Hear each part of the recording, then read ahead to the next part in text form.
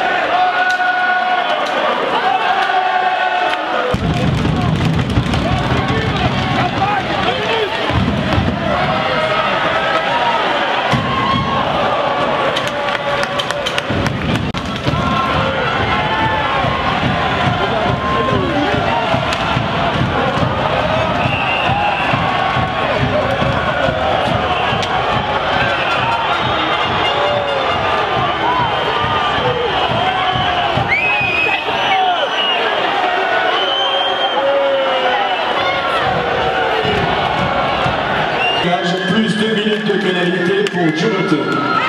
53 minutes 04, 2 minutes de pénalité numéro 4 pour l'équipe Damien.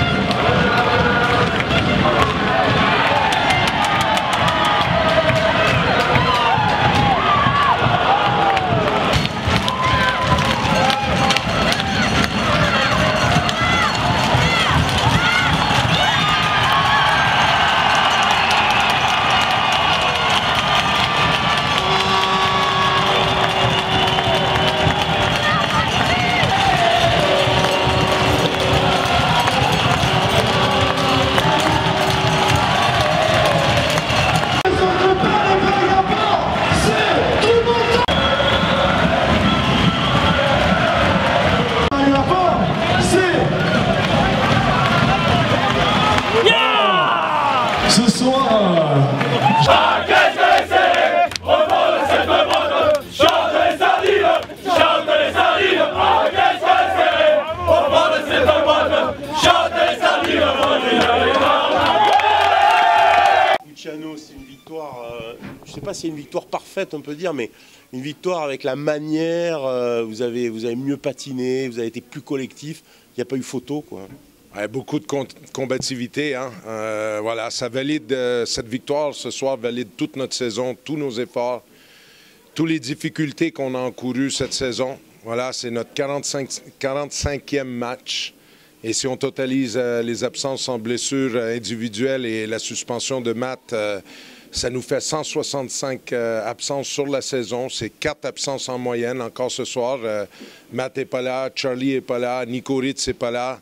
Et voilà, je suis très, très fier de la personnalité, du caractère, de la ténacité de mes joueurs. La mise en place technique que vous aviez fait, ça a marché. Oui, je dois remercier mon copain Daniel Bourdage à Strasbourg. J'ai eu une conversation avec lui, puis je lui expliquais et il m'a donné une petite idée que je le remercie à Dan. Je l'avais tenté déjà quand j'entraînais des U18 où on jouait à 3 blocs et on n'avait que 8 attaquants. Donc on a décidé ce soir de faire jouer nos 11 meilleurs attaquants. Donc on a fait 4 paires d'ailiers et 3 centres qui ont roulé. Golicic, Vondracek et Roa qui ont été énormes défensivement. Ils ont couvert beaucoup de glace, ils ont patiné beaucoup de kilomètres ce soir. Ça a fonctionné, on a été disciplinés. Là où on a été moins bon à Amiens, ce soir on a été très très disciplinés. Notre power play n'a pas été parfait, mais on marque quand même 2 buts en avantage numérique qui ont été très importants pour nous. Maintenant il y a une demi-finale. Il y a une équipe de Dijon surprenante, mais comme le sont toutes les équipes qui arrivent à l'horizon, c'était attendu. Vous les aviez supervisés, Dijon, je me rappelle, un certain soir à Briançon. Ben, Dijon, c'est déjà extrêmement compliqué sur leur petite glace. Ils sont vraiment très forts et puis ils sont forts à l'extérieur aussi parce qu'ils ont réussi à gagner ce soir. Mais là, nous, avec cette victoire, on est en pole position. On est à domicile. Ça veut dire qu'on est en domicile jusqu'à la fin de notre saison. On a l'avantage de la glace et c'est pas peu parce qu'on a un public qui est fantastique. C'est notre 7e homme sur la glace. Notre public mérite les demi-finales parce qu'ils nous ont soutenus toute la saison. Ils ont répondu présent encore. Ce soir, ils nous ont poussés vers l'avant et un gros merci. C'est incroyable de voir qu'il n'y a plus Rouen et qu'il n'y a plus Grenoble dans ce championnat. Ben, ça prouve ce qu'on dit depuis maintenant 4 ou 5 ans en France, c'est que le championnat, il progresse, il devient de plus en plus homogène et qu'il n'y a pas de match facile pour personne et que, voilà, aujourd'hui, les budgets et les moyens économiques des gros clubs peut-être pèsent moins que par le passé parce que les petits clubs comme Gap, comme Dijon, comme Épinal, font du très très bon boulot et ils se pointent vers le haut. Gap favori du championnat, ça paraît incroyable, non? Je ne sais pas si on est favori du championnat. Je pense que moi, j'avais mis Rouen et Grenoble, mais j'avais aussi mis beaucoup à l'avant Angers. Angers est encore dans le décor. C'est la meilleure équipe défensive. Ils ont beaucoup d'expérience, beaucoup de finales perdues. Je l'avais dit à la fin de la saison passée sur la glace quand on avait été champion à Briançon. J'avais dit à Michael Juret que le parcours d'Angers ressemblait étrangement à celui de Briançon, avec beaucoup de finales perdues et qu'à un moment donné, ça paierait. Et ils sont là solides. Hein.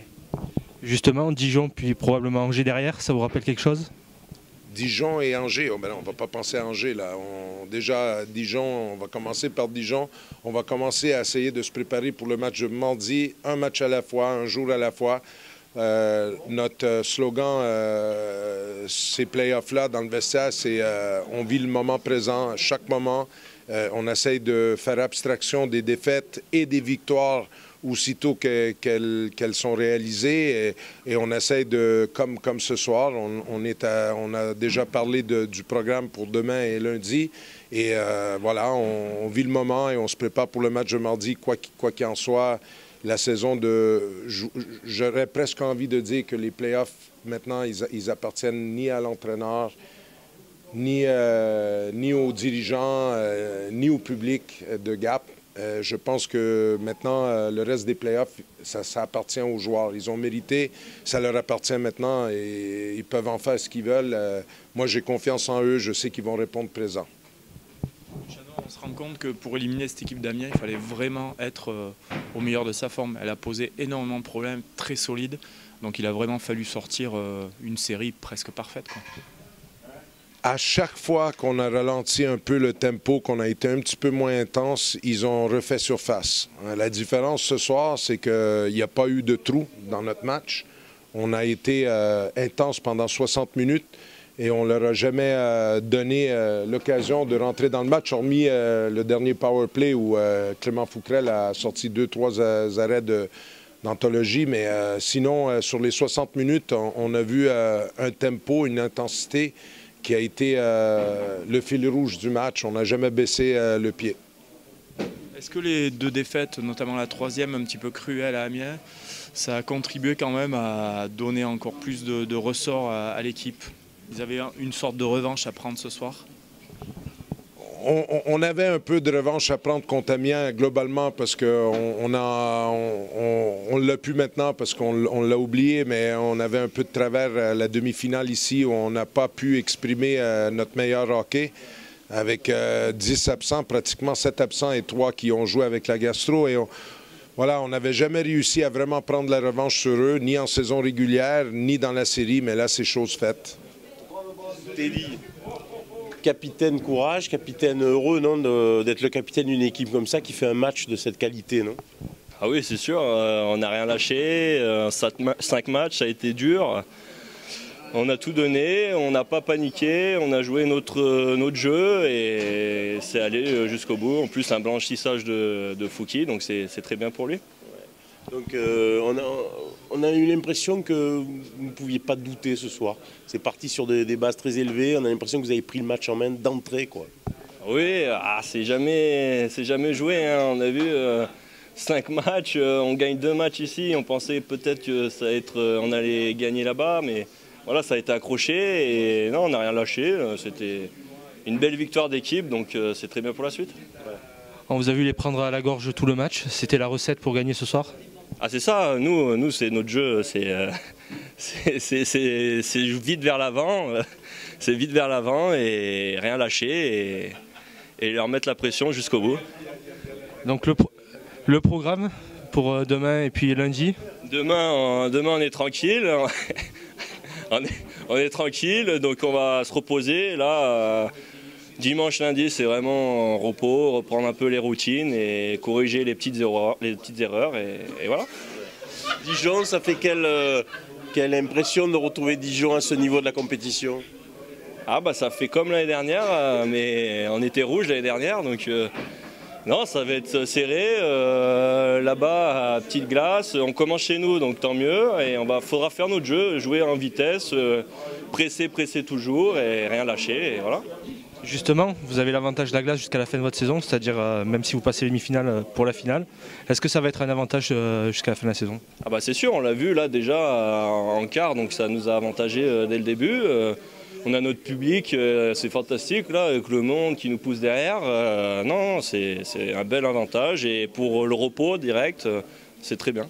Teddy, il y a quelques mois, ça vous rappelle pas un peu une autre histoire? Une histoire qui s'était très bien finie, non? Est-ce qu'on commence à avoir de l'appétit avec les Rapaces? C'est sûr, maintenant on doit viser gros, on doit penser gros maintenant, mais rien ne va être facile, mais on doit rêver gros. Votre but en tant que capitaine, c'est un peu de calmer peut-être ceux qui auraient tendance à y croire un peu trop, là, trop vite, quoi. Voilà, c'est ça. On sait que ça va être très difficile. Il n'y a rien de joué. Il faut 4 victoires, donc c'est très long. Oui, c'est piano. On joue match après match.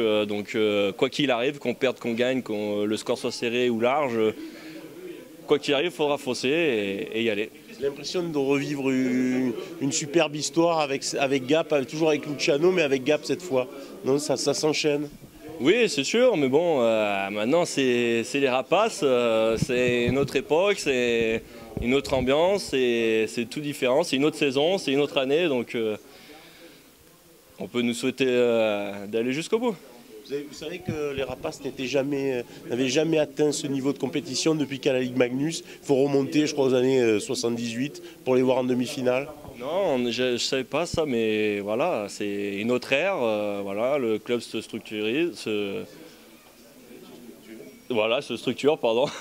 Et non, ça va de l'avant, donc faut continuer. Merci Teddy. Merci Teddy. Merci.